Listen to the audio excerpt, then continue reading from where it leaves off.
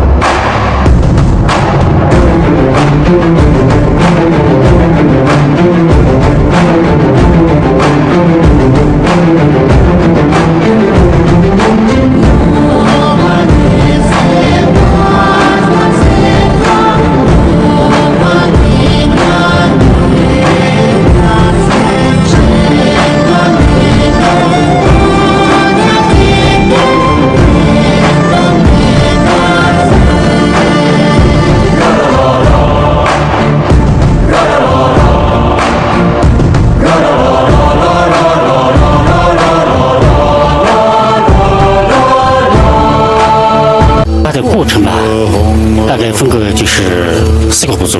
第一呢，就是基础工作，就是扎草绳啊，还有那个骨架，打那个黑底酥油。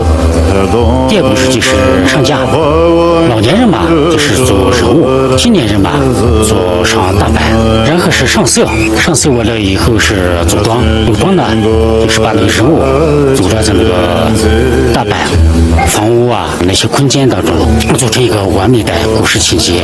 再接下来就是定那个花卉呀、果实啊、飞禽啊，就是这些。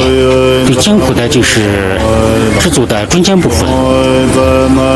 前期工作啊，组装部都是不沾水的，中间工作是全部都要是在冷水中制作完成的，不然的话酥油就融化，这个环节是最艰苦的。One version of the origin of the butter sculpture is related to the dream of Intangible, who led the formation of the Gelu school of Tibetan Buddhism. He dreamed of the withering plants that turned into flowers and turned into lamps with countless demons shining in the depths after waking up. He got the monks to work on the facilitation of his dream, the favellation flowers and manifold symbols created by the monks are measured of who will eat. Every year on the 15th day of the first month of Chinese lunar calendar, the butter sculpture will be exhibited in Taal Temple. And on this day, thousands of people will come to show their respects.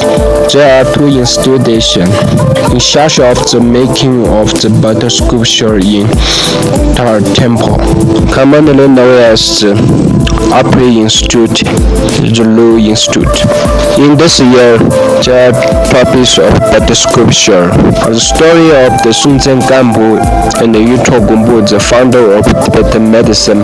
Butter sculpture were first seen in Taal Temple in 1594. After over 400 years, it has become an integral part of Tibetan Buddhism.